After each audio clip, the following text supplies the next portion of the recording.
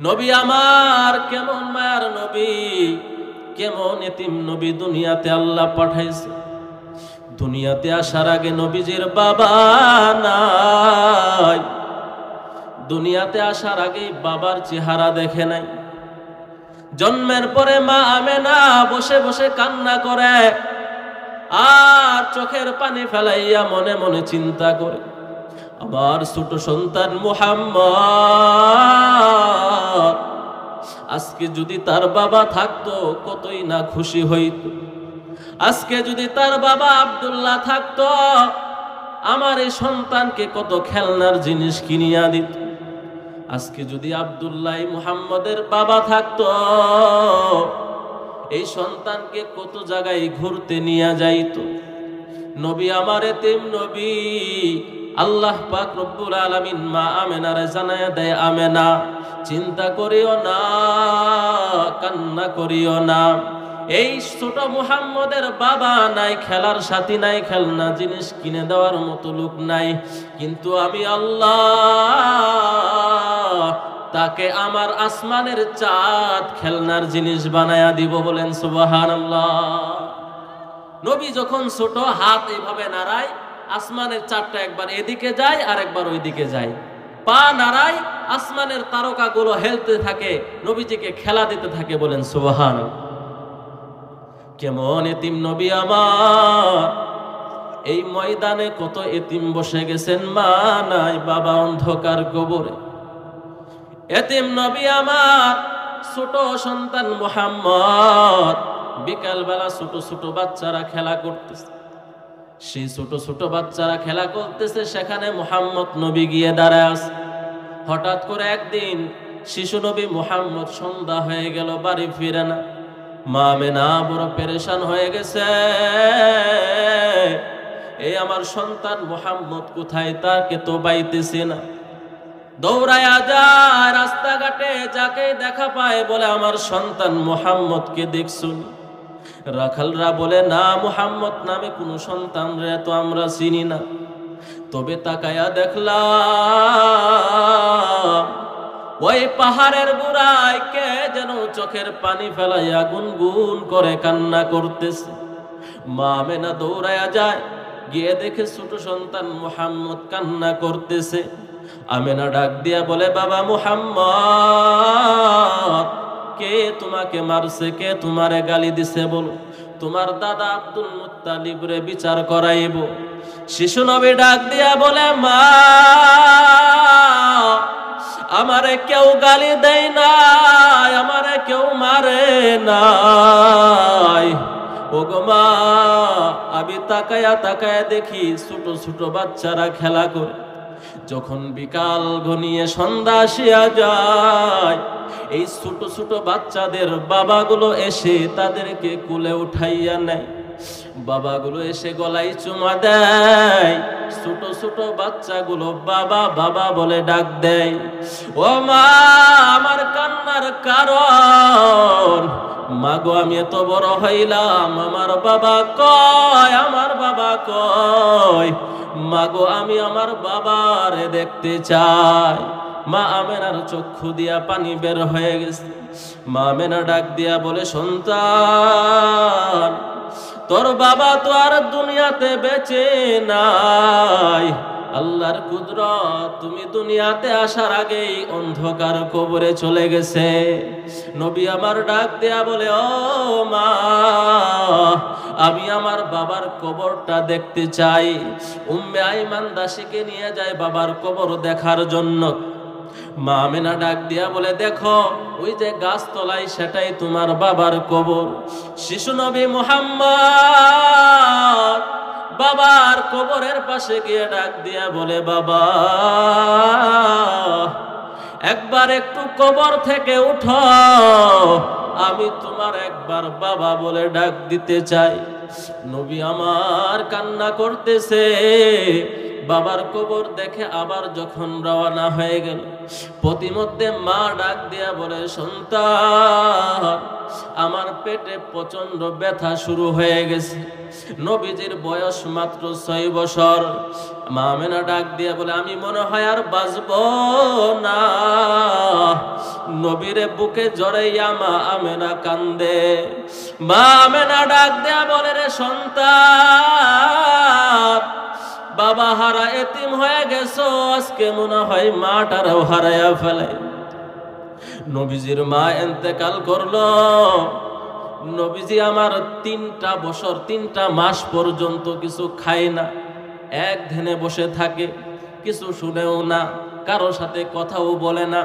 হঠাৎ করে উম্মে আইমান দেখে শিশু নবী মুহাম্মদ নাই নাই নাই নাই। সকলে পেরেশানি হয়ে গেছে, নবী কোথায় গেল, শিশু নবী মুহাম্মদ কোথায় গেল। উম্মে আইমান খুঁজতে খুঁজতে গিয়া দেখে ওই বাড়ির পাশে কবর। মায়ের কবরের উপরে শুইয়া শুইয়া নবী ডাক দিয়া বলে, আম্মা, দুনিয়াতে আসছি, বাবা নাই, মা তুমিও তো কবরে চলে গেছো। মা, তুমি যদি আজকে কবর থেকে না ওঠো, আমি আজকে বাড়িতে যাব না। ইমাম আউয়ালিন আল আখিরিন, বহরে সদকা রহমাতাল লিল আলামিন, শুদ্ধ ওজুদাস রহমাতাল লিল আলামিন, মসজিদে ও শুধু হামারু এ জমিন। সেই নবীর উম্মত হতে পেরে খুশি না বেজার? সকলে খুশি তো? শুধু খুশি হলেই হবে না, নবীজির আদর্শ আমাদেরকে মানতে হবে, নবীজিকে মুহাব্বত করতে হবে। কেমন মুহাব্বত? রাসূল সাল্লাল্লাহু আলাইহি সাল্লাম বলেন, লা ইউমিনু আহাদুকুম হাত্তা আকুনা আহাব্বা ইলাইহি মিন ওয়ালিদিহি ওয়া ওয়ালাদিহি ওয়ান নাসি আজমাইন। নবী বলে, উম্মত, তুমি ততক্ষণ পর্যন্ত খাঁটি মুমিন হতে পারবা না যতক্ষণ পর্যন্ত আমি নবীকে তোমার সন্তান, তোমার ছেলে মেয়ে, তোমার ধন সম্পদ, তোমার সব কিছুর চাইতে আমি নবীকে বেশি মুহাব্বত না করবা। তাহলে নবীকে মুহাব্বত করতে হবে সব চাইতে বেশি। কি বলেন? সব চাইতে বেশি। নবীজির মুহাব্বতে যদি সন্তান হারা করতে হয়, সন্তান হারা করতে হবে। নবীজির মুহাব্বতে যদি জীবন দিতে হয়, রাজি আছেন তো সবাই ইনশাআল্লাহ? নবীজির মুহাব্বতে যদি জান দিতে হয়, জান দিতে রাজি আছি তো সবাই ইনশাআল্লাহ? ও মুসলমান, সাহাবায়ে কেরামরা নবীরে কেমন মানা মানতেন? নবীরে কেমন মানা মানতেন সাহাবায়ে কেরাম?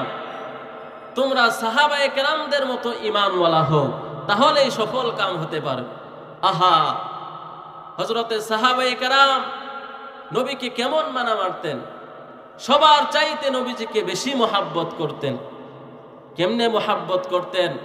রাসূল সাল্লাল্লাহু আলাইহি সাল্লাম বলেন, আমার পুরা উম্মত একটি দেহের মতো, আমার উম্মতের একটি দেহের মতো সমস্ত উম্মত। দেহের কোনো জায়গায় যদি আঘাত লাগে, তাহলে দেহের সমস্ত জায়গায় ব্যথিত হয়। পায়ে যদি আঘাত লাগে, মনে কষ্ট পায়, হাতে কষ্ট পায়, পুরা শরীর কষ্ট পায়। ঠিক কিনা বলেন? নবীজি বলেন যে আমার উম্মত একটি দেহের মতো। পৃথিবীর এক প্রান্তে যদি আমার কোনো উম্মত নির্যাতিত হয়, বাকি সমস্ত উম্মত ব্যথিত হয়ে প্রতিবাদ করবে। কিন্তু আজকে আমাদের ঈমান দুর্বল, ঈমান হারিয়ে ফেলেছি। সেই নবীজির মুহাব্বতে আমরা প্রতিবাদ করলে একদল মুসলমানের ঘরের সন্তানরা বলে জঙ্গিবাদ। কথা বলেন ঠিক কিনা?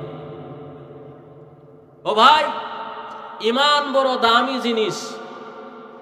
রাসূল সাল্লাল্লাহু আলাইহি সাল্লামকে প্রশ্ন করেছেন হযরত আবু যর রাদিয়াল্লাহু তাআলা আনহু।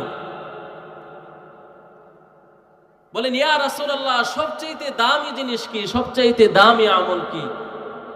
রাসূল সাল্লাল্লাহু আলাইহি সাল্লাম বললেন যে আল্লাহর উপরে ঈমান আনা এবং আল্লাহর পথে জিহাদ করা সবচেয়ে দামি আমল।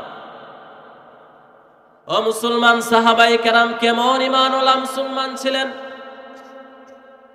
নবীজি সাল্লাল্লাহু আলাইহি সাল্লাম যেটাই অর্ডার করেছেন, হুকুম করেছেন, তারা সামি'না ওয়া আতা'না সঙ্গে সঙ্গেই পালন করেছেন। নবীজি সাল্লাল্লাহু আলাইহি ওয়াসাল্লাম সাহাবায়ে কেরামদেরকে মুতার যুদ্ধে পাঠিয়ে দিলেন। সাহাবায়ে কেরাম কয়েকজনের নাম বললেন যারা নিশ্চিত মুতার যুদ্ধে গিয়ে শহীদ হয়ে যাবে। ও মুসলমান, আল্লাহ পাক রব্বুল আলামিন আমাদের জান মালগুলো কিনে নিয়েছেন আল্লাহর জান্নাতের বিনিময়ে। আল্লাহ পাক রব্বুল আলামিন সূরা তাওবার 111 নম্বর আয়াতে বলেন, ইন্নাল্লাহা আশতারা মিনাল মুমিনিনা আনফুসাহুম ওয়া আমওয়ালাহুম বিআন্না লাহুমুল জান্নাহ। ইন্নাল্লাহা আশতারা মিনাল মুমিনিন, নিঃসন্দেহে আল্লাহ মুমিনদের নিকট থেকে তাদের প্রাণ, তাদের ধন সম্পদ ক্রয় করেছেন, কিনে নিয়েছেন। কিসের বিনিময়? বিআন্না লাহুমুল জান্নাহ, জান্নাতের বিনিময়। অর্থাৎ ইসলামের জন্য, দ্বীনের জন্য যেখানে সম্পদ লাগবে সেখানে মুমিন মুসলমান সম্পদ ব্যয় করবে। যেখানে জীবন দিতে হবে সেখানে জীবন দিবে। তাহলে আল্লাহ তাআলার জান্নাতের মালিক সে হতে পারবে। বলেন সুবহানাল্লাহ। ও মুসলমান, আজকে আমরা ঈমানওয়ালা মুসলমান হতে পারি নাই। আজকে আমরা এমন ঈমানওয়ালা মুসলমান হয়েছি যে নামাজ না পড়লেও নাকি ঈমান ঠিক আছে। বলে না অনেকে যে নামাজ না পড়লে কি হবে, আমার ঈমান ঠিক আছে। ও মুসলমান, ও ঈমানওয়ালা মুসলমান, আল্লাহ তাআলা বলেন, হে ঈমানদার, তোমার ঈমানকে তাজা করো, নবায়ন করো। আল্লামা জালালউদ্দিন রুমি রাহমাতুল্লাহি আলাইহি বলেন, হে দুনিয়ার ঈমানদার, দুনিয়ার ভিতরে যদি তোমরা একটা নৌকা বানাও আর যদি তুমি মেহনত করো, চেষ্টা করো নৌকাটা মেন রোড দিয়ে মলমগঞ্জ বাজার থেকে ঢাকা যাইবা সম্ভব? মলমগঞ্জ বাজার থেকে মেন রোড দিয়ে নৌকা ঢাকায় নিতে পারবে না, কারণ নৌকার জন্য জীবন হচ্ছে পানি। আল্লামা জালালউদ্দিন রুমি রাহমাতুল্লাহি আলাইহি বলেন, হে দুনিয়ার ঈমানদার, তোমার নৌকাটা যদি চালাইতে চাও তাহলে তোমার নৌকাটা দিজলা নদীর ভিতরে ভাসায়া দাও। তোমার নৌকাটা পানির ভিতরে ভাসায়া দাও, তাহলে তুমি যেদিকে ইচ্ছা সেদিকেই যেতে পারবা, কেউ তোমারে বাধা দিবে না। তবে ও নৌকাওয়ালা সাবধান, ও নৌকাওয়ালা সাবধান, তোমার নৌকার বৈঠাটা মজবুত আছে কিনা দেখিয়া নাও। তোমার নৌকার তক্তাটা মজবুত আছে কিনা দেখিয়া নাও।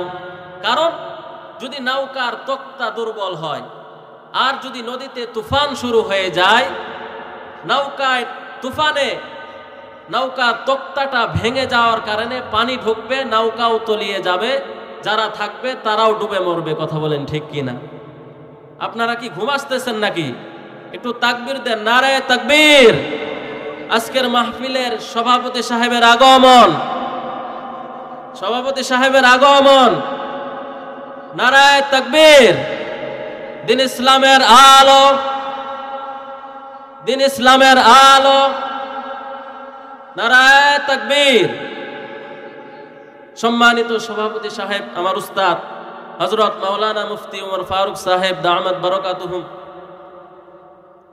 উপস্থিত হয়েছেন। আমাদের এই এলাকাবাসীর পক্ষ থেকে হুজুরকে শুভেচ্ছা এবং অভিনন্দন জানাচ্ছি।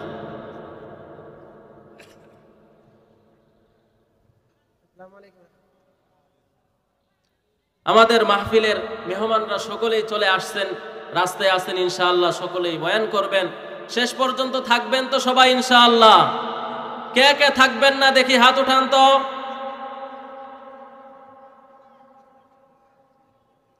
একটু হুশ জ্ঞান রেখে ওয়াজ শুনেন। আমার পরে ওয়াজ ফরমাইবেন মুফতি আকরামুজ্জামান সাহেব। হুজুর আসলে আমি আমার বয়ান ছেড়ে দিব। তো বলতেছিলাম, আল্লামা জালালউদ্দিন রুমি রাহমাতুল্লাহি আলাইহি বলেন, হে দুনিয়ার ঈমানদার, তোমার নৌকাটা যদি পানিতে চালাইতে চাও তাহলে সাবধান দেখে নাও তোমার নৌকার তক্তাটা মজবুত আছে কিনা, বৈঠাটা মজবুত আছে কিনা। কারণ নৌকার তক্তা যদি দুর্বল হয় আর নদীতে যদি তুফান শুরু হয়ে যায়, তাহলে তোমার তুফানের কারণে নৌকার তক্তা ভেঙে যাবে, নৌকাও ডুবে যাবে, তুমিও মারা যাইবে। আল্লামা জালালউদ্দিন রুমি রহমাতুল্লাহি আলাইহি বলেন, হে দুনিয়ার ইমানদার, তোমার এই 3.5 হাত বটিকে নিয়ে যদি জান্নাতে যেতে চাও, সরাসরি তুমি জান্নাতে যেতে পারবা না। তোমার এই বটিটাকে নিয়ে যদি জান্নাতে যেতে চাও, কবর নামক সাগর তোমাকে পাড়ি দিতে হবে, পুলসিরাত নামক সাগর তোমাকে পাড়ি দিতে হবে, হাসর নামক সাগর তোমাকে পাড়ি দিতে হবে। ও 3.5 হাত ওয়ালা নৌকার মাঝি, তোমার ইমানের বৈঠাটা মজবুত করিয়া নাও, আমলের তক্তাটা মজবুত করিয়া নাও। কারণ তোমার ইমানের বৈঠা যদি দুর্বল হয়, আমলের তক্তাটা যদি দুর্বল হয়, আজরাইল আলাইহিস সালামের ধাক্কা বড় কঠিন, আজরাইল আলাইহিস সালামের ধাক্কা বড় কঠিন। এই জন্য তোমার ইমানটারে মজবুত করিয়া নাও। কেমন ইমান মজবুত করবা? সাহাবায়ে কেরামদের মতো ইমান মজবুত করো। ও মুসলমান, শুধু মসজিদে বসেই ইমানওয়ালা দাবি করলে হবে না। দিন রক্ষার জন্য, ইসলাম রক্ষার জন্য, নবীজির ইজ্জত রক্ষার জন্য যদি ইমানের ডাক আসে মাঠে ময়দানে নামার জন্য, এই ইমানের ডাকে সাড়া দিয়ে মাঠে ময়দানে নামাটাই হচ্ছে ইমানদারের পরিচয়। ঠিক কিনা বলেন? ও মুসলমান, কেমন ইমানওয়ালা হতে হবে? নবীজিকে কেমন মোহাব্বত করতে হবে, কেমন ভালোবাসতে হবে? সাহাবায়ে কেরাম নবীর জন্য জীবন দিয়েছেন, পরোয়া করে নাই। মুতার প্রান্তরে 2 লক্ষ কাফের মোকাবেলায় মাত্র 3000 সাহাবা মুমিন মুসলমান। আল্লাহর নবী 3000 সাহাবাকে পাঠিয়ে দিলেন 2 লক্ষ কাফেরদের সাথে যুদ্ধ করার জন্য। ও মুসলমান, আমরা দুনিয়াতে মৃত্যু থেকে পালাইতে চাই, মরণ থেকে পালাইতে চাই। পৃথিবীর কোনো মানুষ মরণ থেকে পালাইতে পারবে না। মৃত্যুর কষ্ট সকলকেই ভোগ করতে হবে। তবে এমন একটা মৃত্যুর সিস্টেম আছে, এমন একটা মৃত্যুর সিস্টেম আল্লাহ তাআলা রেখেছেন, যেই মৃত্যুটা যদি কেউ কামনা করে, যেই মৃত্যুর জন্য যদি কেউ দিনের জন্য দিনের পথে চলে, আল্লাহর রাস্তায় যদি কেউ শহীদ হওয়ার চেতনা অন্তরে ধারণ করে, কুফফারদের সাথে যুদ্ধ করার জন্য যদি নিজের জীবনটাকে বিলিয়ে দেয়, রাসূল সাল্লাল্লাহু আলাইহি সাল্লাম বলেন, আল্লাহর রাস্তায় যারা জীবন দেয় তারা তো তোমরা দেখতেছো খণ্ড বিখণ্ড হয়ে যায়, টুকরা টুকরা হয়ে যায়। কিন্তু না না, পৃথিবীর সকল মানুষের মৃত্যুর কষ্ট হয়, যারা আল্লাহর রাস্তায় শহীদ হয়, জীবন দেয়, তাদের মৃত্যুর কষ্ট কেমন জানো? একটা পিপিলিকা কামড় দিলে যেমন কষ্ট হয়, সেই শহীদদের মৃত্যুর সময় তেমনও কষ্ট হয় না। বলেন সুবহানাল্লাহ। তাহলে সেই মৃত্যুই তো আমাদের দরকার। ও মুসলমান, রাসূল সাল্লাল্লাহু আলাইহি সাল্লাম যায়েদ, নবীজির পালক পুত্র যায়েদকে বললেন, যায়েদ, এই মুতার যুদ্ধে তুমি প্রথম সেনাপতির দায়িত্ব পালন করবা। এরপরে সেনাপতির দায়িত্ব পালন করবা জাফর বিন আবি তালেব। কই আবু জাফর কোথায়? হযরতে জাফর রাদিয়াল্লাহু তাআলা আনহু বললেন, লাব্বাইক ইয়া রাসূলুল্লাহ। তৃতীয়তে এই যুদ্ধের সেনাপতির দায়িত্ব পালন করবে আব্দুল্লাহ বিন রাওয়াহা। সকল সাহাবীর কেউ আর বুঝতে বাকি রইল না, আজকে নবীজি এই যুদ্ধে 3 জন সেনাপতির দায়িত্ব দিয়েছেন। এই 3 জন সেনাপতির ভিতরে একজনও দুনিয়ায় আর বেঁচে থাকবে না। নবীজি বললে, যাও তোমাদের পরিবার থেকে বিদায় নিয়ে নাও। হযরত যায়েদ বিন হারেসা নবীজির পালক পুত্র ডাক দিয়া বলে, ইয়া রাসূলুল্লাহ, আপনি আমার পিতা, আপনি আমাকে অনুমতি দান করেছেন। ঘর থেকে আমার আম্মা জান আয়েশা শুনেছে, আমার তো আর অনুমতির প্রয়োজন নাই, আমি প্রস্তুত। হযরতে জাফর চলে যান বাড়িতে। বাড়িতে গিয়ে তার বিবিকে ডাক দেয়া বলে, প্রাণের বিবি, নবী আমারে আজকে যুদ্ধের জন্য, যুদ্ধের ময়দানের সেনাপতির দায়িত্ব দিয়েছেন, যুদ্ধে যেতে হবে। বিবিরে, তুমি আমারে বিদায় দিয়া দাও। আমি যুদ্ধের ময়দানে আল্লাহর দুশমনদের বিরুদ্ধে যুদ্ধ করে শহীদ হতে চাই। হযরত জাফর রাদিয়াল্লাহু তাআলা আনহুর ছোট ছোট বাচ্চারাও কান্না করতেছে। নবীজির কেমন মুহাব্বত, নবীজির কেমন ভালোবাসা সাহাবায়ে কেরামদের অন্তরে। হযরত জাফর রাদিয়াল্লাহু তাআলা আনহু অনুমতি নিয়ে বিদায় নিয়ে যখন বের হইলেন, জাফরের বিবি আল্লাহর কাছে দোয়া করে, আল্লাহ আমার স্বামীটারে গাজী বানায় ফিরায় দেন। হযরত জাফর রাদিয়াল্লাহু তাআলা আনহু তার তরবারির উল্টা পাশ দিয়ে বিবির হাতে আঘাত করলেন আস্তে আস্তে এবং বললেন, হে বিবি, উল্টা দোয়া করবা না, উল্টা দোয়া করবা না, কারণ রাসূল সাল্লাল্লাহু আলাইহি সাল্লাম আমাকে সেনাপতির দায়িত্ব দিয়েছেন। আমার আগেও একজন সেনাপতি দিয়েছেন, আমার পরেও একজন সেনাপতি আছে। অতএব আমরা কেউ আর দুনিয়াতে থাকতে পারবো না, শহীদ হয়ে যাব। হযরতে জাফর রাদিয়াল্লাহু তাআলা আনহু নবীজি সাল্লাল্লাহু আলাইহি সাল্লামের ভালোবাসায় মুহাব্বতে রওনা হয়ে গেলেন। পিছনে ছোট ছোট বাচ্চারা আব্বা আব্বা বলে কান্না করে। হযরতে জাফর একবারও পিছন ফিরে তাকাই নাই।